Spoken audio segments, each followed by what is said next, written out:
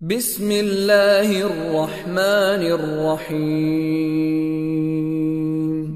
إذا السماء انشقت وأذنت لربها وحقت وإذا الأرض مدت وألقت ما فيها وتخلت وأذنت لربها وحقت يا أيها الإنسان إنك كادح إلى ربك كدحا فملاقيه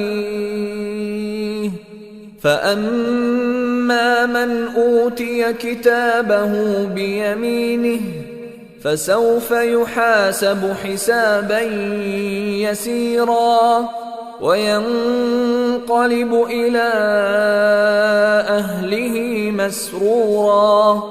وأما من أوتي كتابه وراء ظهره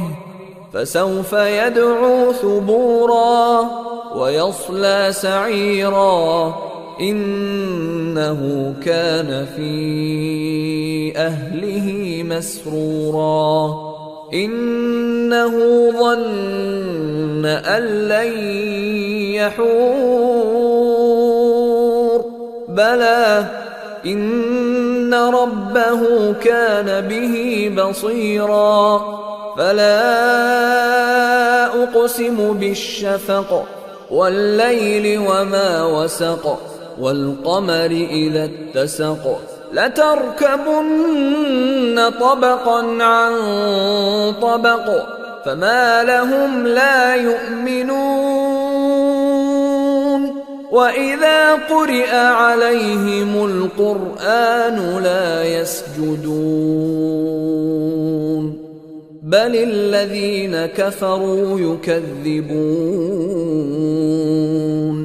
والله أعلم بما يوعون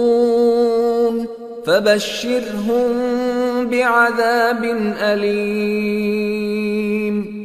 إلا الذين آمنوا وعملوا الصالحات لهم أجر غير ممنون.